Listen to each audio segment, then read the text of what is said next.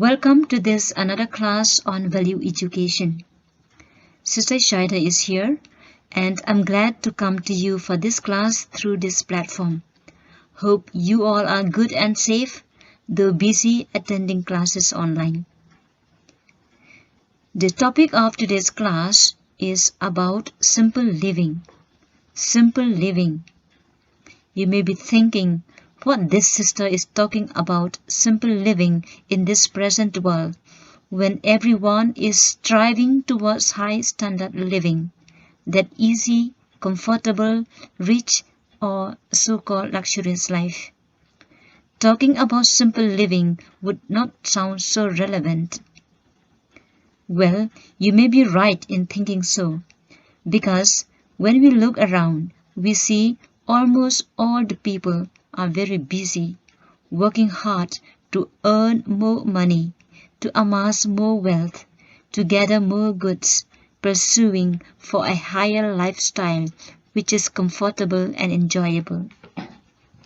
Yes, it looks like everyone is having competitions as to who can own the most beautiful house, possess more properties, have more vehicles, have more expensive gadgets, latest fashionable clothes and branded footwears, rich foods and drinks, etc.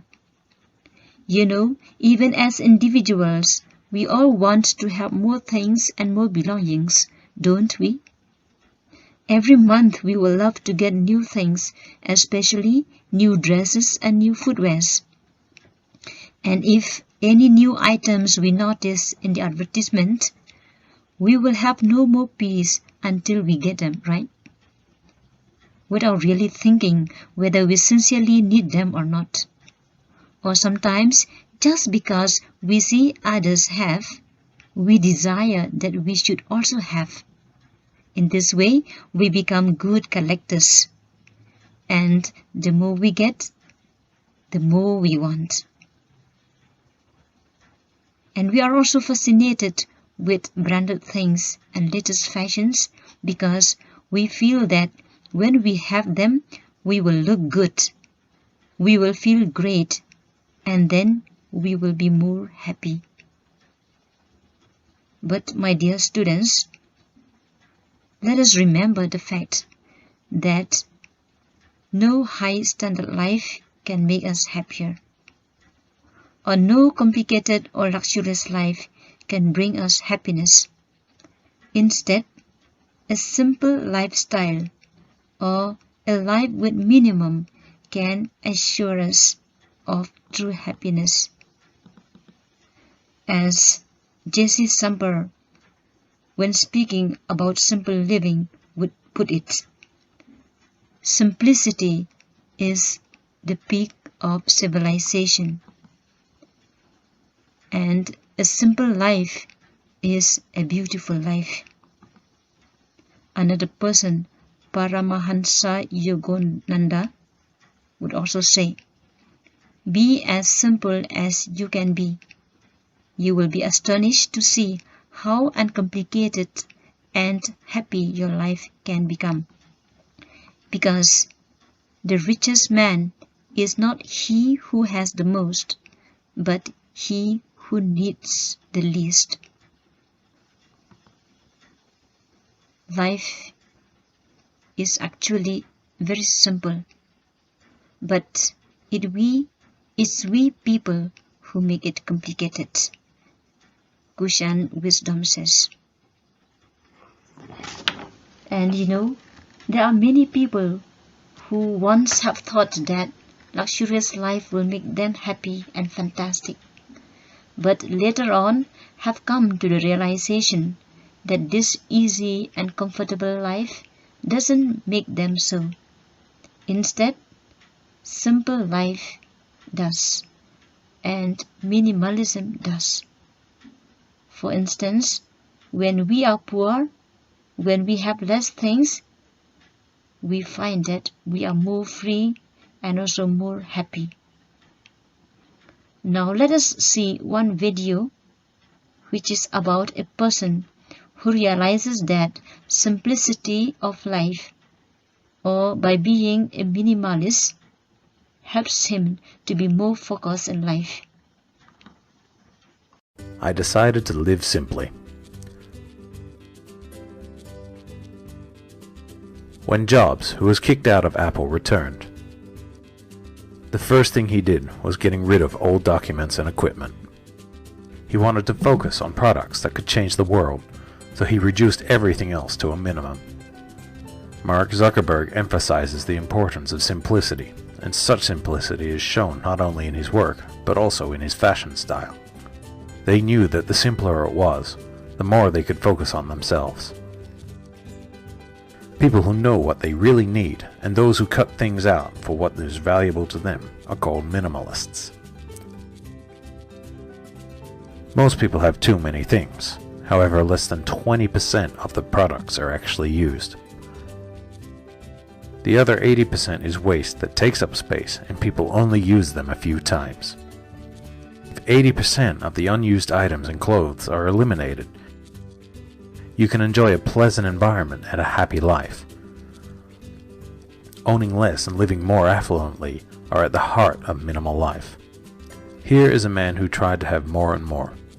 However, he decided to become a minimalist because he wanted to focus on what was valuable. 僕はミニマリストっていうものを知ったのはもう本当に僕も知らなかったので画像検索をしたんですね。そういう人たちのこう身軽さとか自由さに最初は影響を受けて、自分もやってみたいなと思ったんですけど、1年間ぐらいかけてだいぶ減らしたんですけど、ミニマリストに出会ってから。He wrote a book about all the processes and what he realized. All he did was disposing things, one by one. As he threw things away, I should at least have this. I should live in a house like this. He was relatively free from the sense of deprivation that came from comparing himself with others, and reduced his anxiety about his job and future. Maybe we want to own one more to make ourselves look happy to others. But in this complicated world, what we need now is living simply. That's it. I hope the video has inspired us and leaving us with thought-provoking messages, such as what we have here, the caption of the great philosopher Plato. The greatest wealth is to live content with little. I feel that this saying of the great philosopher is very true, because when we compare between the rich and the poor as who among them live a tension-free life, a response would be, no doubt it's the poor, not the rich. The poor or the simple live tension-free. And when we come to our own context, we also know it very well. For example, when we have to get ready to go somewhere, let's say for a function, many of us who happen to have more sets of dress or more pairs of shoes, we may require more time to get ready because we need time to decide what dress to wear. Whereas those who have with just a pair or a set or two pairs or two sets, they would find easier to choose and they would get ready faster. Here we have another video which will give us further explanation about life, that life is all about people and nature, not about things. And the moment we start accumulating more things, more complicated our life becomes, and the more stress we feel, we are compelled to think about them. Thus, complicated life will not give us chance to enjoy happiness. It is then better to be minimalist, for minimalism ensures us happiness and peaceful life. So let us watch it carefully.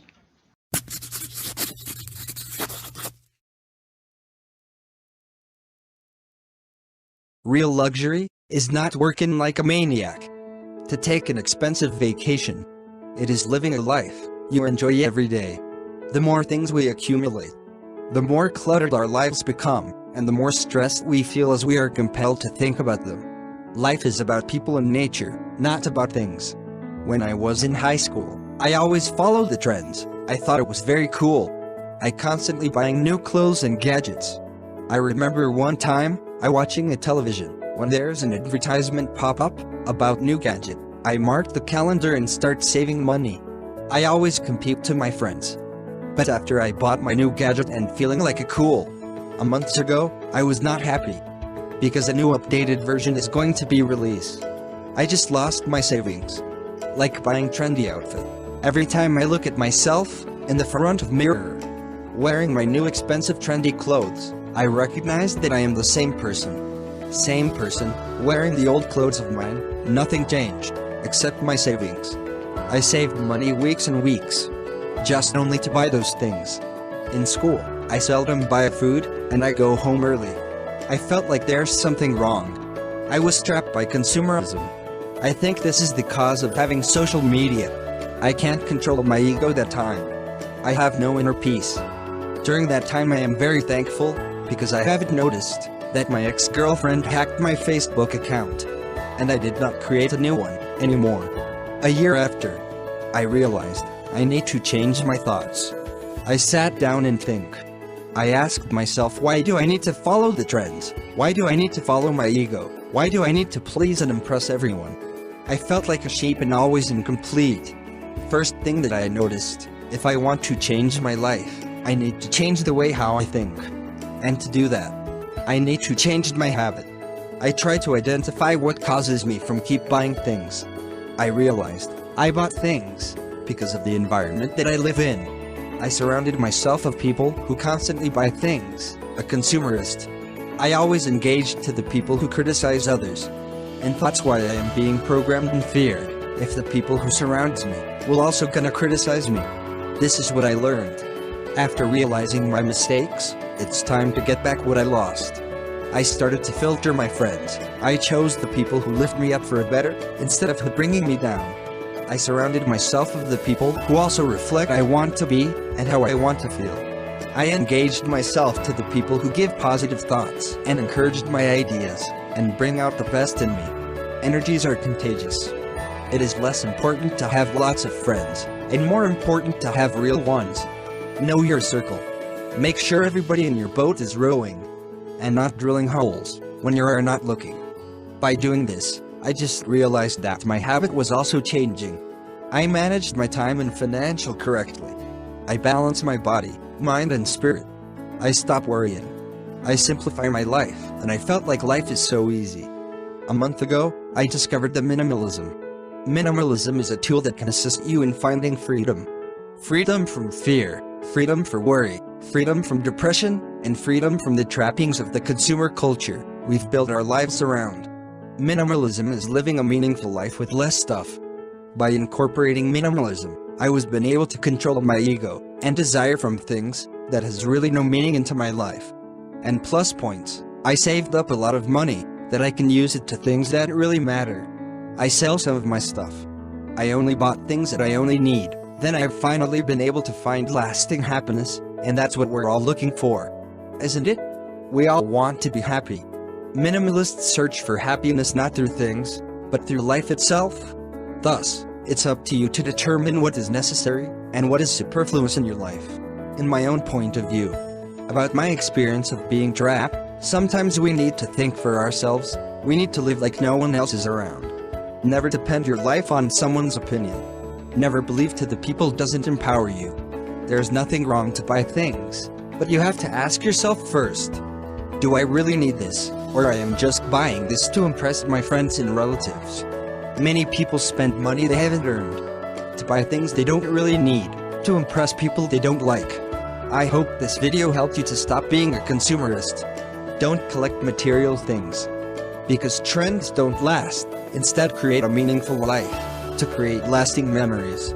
And I want you to know that being a minimalist is cooler than being a consumerist. Being simple as you can be, you will be astonished to see how uncomplicated and happy life can become. And by the way, always engage yourself in nature. Please hit the like button, and don't forget to subscribe. I am very happy to see you in my next video.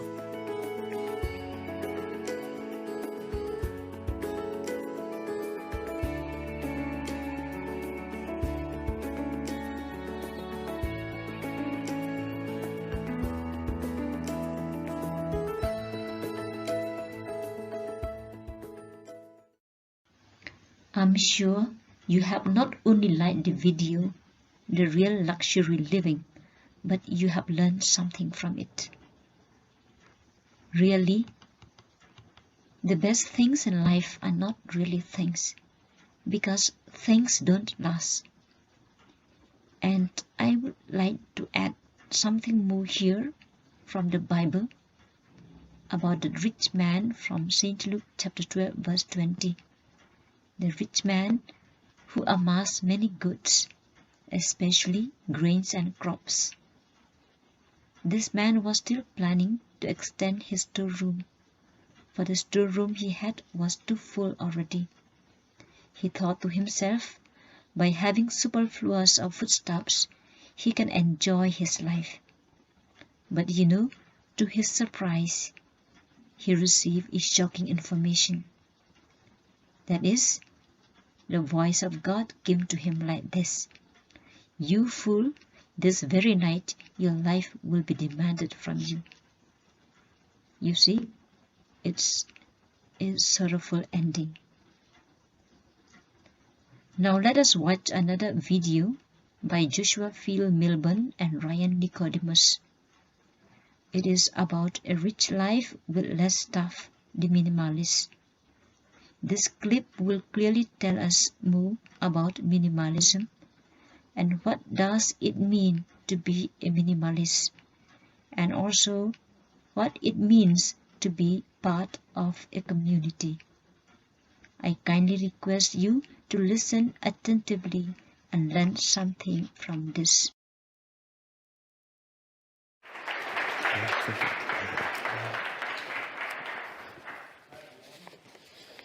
My name's Ryan Nicodemus, and this is Joshua Fields Milburn. And the two of us run a website called Minimalists.com. And today we want to talk to you about what it means to be part of a community. But first, I want to share a story with you about how I became rich. Imagine your life a year from now, 2 years from now, 5 years from now. What's it going to look like? Imagine a life with less stuff, less clutter, less stress and debt and discontent. A life with fewer distractions. You're joking right now, right? Dude, we're trying to give a talk. Dude. Sorry about that. Now, imagine a life with more. More time, more meaningful relationships, more growth and contribution. A life of passion unencumbered by the trappings of the chaotic world around you. Well, what you're imagining is an intentional life. It's not a perfect life. It's not even an easy life, but a simple one. What you're imagining is a rich life, the kind of rich that has nothing to do with wealth. I used to think rich was earning $50,000 a year. Then when I started climbing the corporate ladder in my 20s, I quickly began earning 50 grand, but I didn't feel rich. So I tried to adjust for inflation. Maybe $75,000 a year was rich. Maybe $90,000, maybe six figures. Or maybe owning a bunch of stuff. Maybe that was rich. Well, whatever rich was, I knew that once I got there, I would finally be happy. So as I made more money, I spent more money, all in the pursuit of the American dream, all in the pursuit of happiness. But the closer I got, the farther away happiness was. 5 years ago, my entire life was different from what it is today. Radically different. I had everything I ever wanted. I had everything I was supposed to have. I had an impressive job title with a respectable corporation, a successful career managing hundreds of employees. I earned a six-figure income. I bought a fancy new car every couple years. I owned a huge 3-bedroom condo. It even had 2 living rooms. I have no idea why a single guy needs 2 living rooms. I was living the American dream. Everyone around me said I was successful. But I was only ostensibly successful. You see, I also had a bunch of things that were hard to see from the outside. Even though I earned a lot of money, I had heaps of debt. But chasing the American dream, it cost me a lot more than money. My life was filled with stress and anxiety and discontent. I was miserable. I may have looked successful, but I certainly didn't feel successful. And it got to a point in my life where I didn't know what was important anymore. But one thing was clear. There was this gaping void in my life. So I tried to fill that void the same way many people do, with stuff. Lots of stuff. I was filling the void with consumer purchases. I bought new cars and electronics and closets full of expensive clothes. I bought furniture and expensive home decorations, and I always made sure to have all the latest gadgets. Oh, and when I didn't have enough cash in the bank, I paid for expensive meals, rounds of drinks, and frivolous vacations with credit cards. I was spending money faster than I earned it, attempting to buy my way to happiness. And I thought I'd get there one day eventually. I mean, happiness had to be somewhere just around the corner, right? But the stuff didn't fill the void. It widened it. And because I didn't know what was important, I continued to fill the void with stuff, going further into debt, working hard to buy things that weren't making me happy. This went on for years. A terrible cycle. Lather, rinse, repeat. By my late 20s, my life on the outside looked great. But on the inside, I was a wreck. I was several years divorced. I was unhealthy. I was stuck. I drank a lot. I did drugs a lot. I used as many pacifiers as I could. And I continued to work 60, 70, sometimes 80 hours a week. And I forsook some of the most important aspects of my life. I barely ever thought about my health, my relationships, my passions. And worst of all, I felt stagnant. I certainly wasn't contributing to others, and I wasn't growing. My life lacked meaning, purpose, passion. If you would have asked me what I was passionate about, I would have looked at you like a deer in headlights. What am I passionate about? I had no idea. I was living paycheck to paycheck, living for a paycheck, living for stuff, living for a career that I didn't love. But I wasn't really living at all. I was depressed. Then, as I was approaching my 30s, I noticed something different about my best friend of 20-something years. Josh seemed happy for the first time in a really long time, like truly happy, ecstatic. But I didn't understand why. We had worked side by side at the same corporation throughout our 20s, both climbing the ranks, and he had been just as miserable as me. Something had to have changed. To boot, he had just gone through 2 of the most difficult events of his life. His mother had just passed away, and his marriage ended, both in the same month. He wasn't supposed to be happy. He certainly wasn't supposed to be happier than me. So I did what any good best friend would do. I took Josh out to lunch. I sat him down, and I asked him a question. Why the hell are you so happy? He spent the next 20 minutes telling me about something called minimalism. He talked about how he spent the last few months simplifying his life, getting the clutter out of the way to make room for what was truly important. And then he introduced me to an entire community of people who had done the same thing. He introduced me to a guy named Colin Wright, a 24-year-old entrepreneur who travels to a new country every 4 months, carrying with him everything that he owns. Then there was Joshua Becker, a 36-year-old husband and father of 2 with a full-time job and a car and a house in suburban Vermont. And then he showed me Courtney Carver, a 40-year-old wife and mother to a teenage daughter in Salt Lake City. And there was Leo Babauta, a 38-year-old husband and father of 6 in San Francisco. Although all these people were living considerably different lives, people from different backgrounds with children and families and different work situations, they all shared at least 2 things in common. First, they were living deliberate, meaningful lives. They were passionate and purpose-driven. They seemed much richer than any of the so-called rich guys I worked with in the corporate world.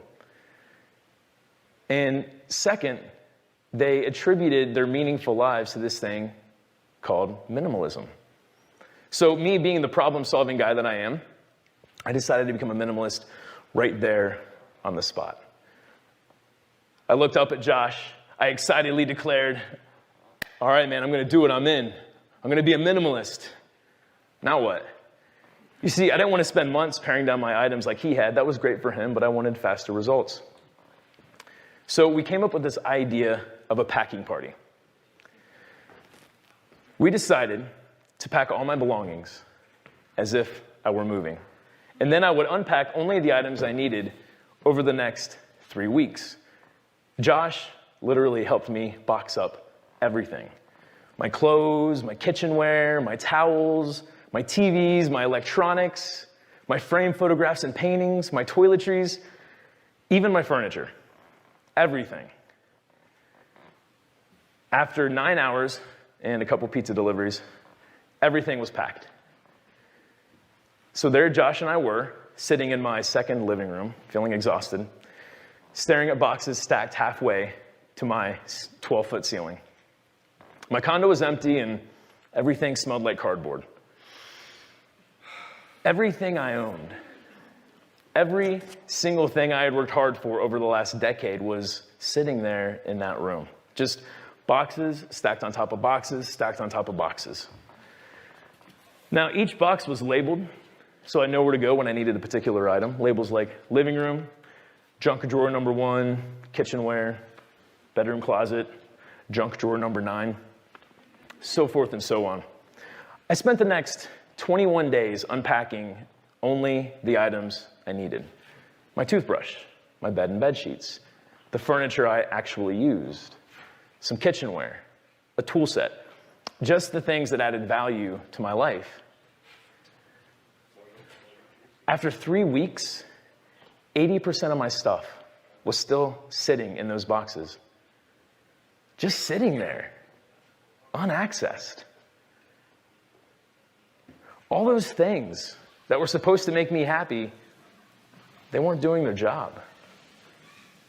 So I decided to donate and sell all of it. And you know what? I started to feel rich for the first time. I started to feel rich once I got everything out of the way and made room for everything that remains. A month later, my entire perspective had changed. And then I thought to myself, maybe some people might find value in my story, in our story. So Ryan and I did, I guess, what anyone would do. We started a blog. We called it The Minimalists. And that was 3 years ago. And then something amazing happened. 52 people visited our website in the first month. 52! I realize that might sound unremarkable at first, but that meant that our story was resonating with dozens of people. And then other amazing things started happening.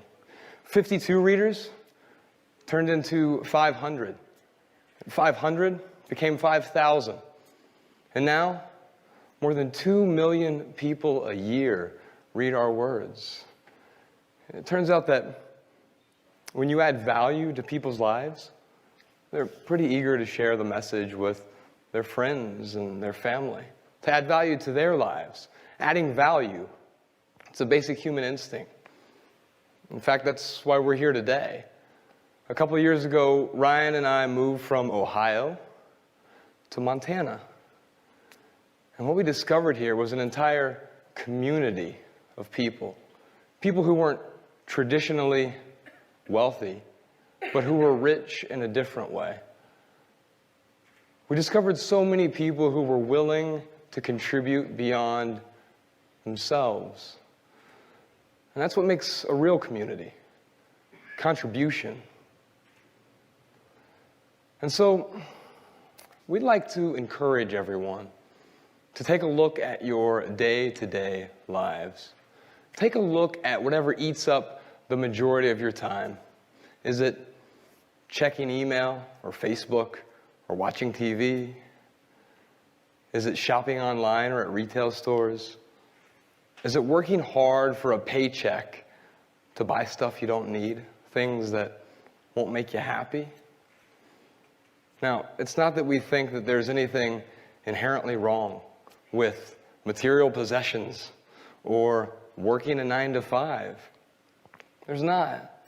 We all need some stuff. We all have to pay the bills, right? It's just that when we put those things first, we tend to lose sight of our real priorities. We lose sight of life's purpose. And so maybe getting some of the excess stuff out of the way, clearing the clutter from our lives, can help us all focus on, well, everything that remains. Things like health, relationships, growth, contribution, community. Thank you.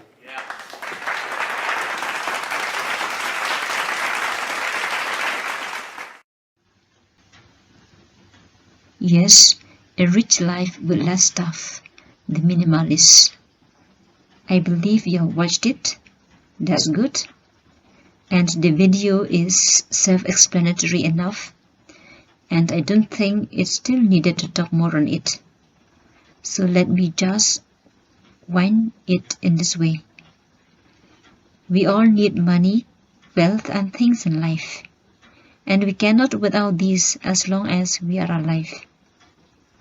But we all should make a differences between needs and wants, knowing well that we can never satisfy our wants, but we can satisfy our needs.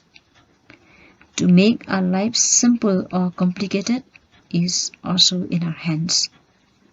So let us try our best to live a simple lifestyle by trying to reduce our wants and have only what we genuinely need. By doing so, we will be free and enjoy the happiness of life and be able to radiate the same to others. Thank you so much. God bless your everyday efforts to do the best. Stay safe and hope to see you soon. Once again, thank you and God bless.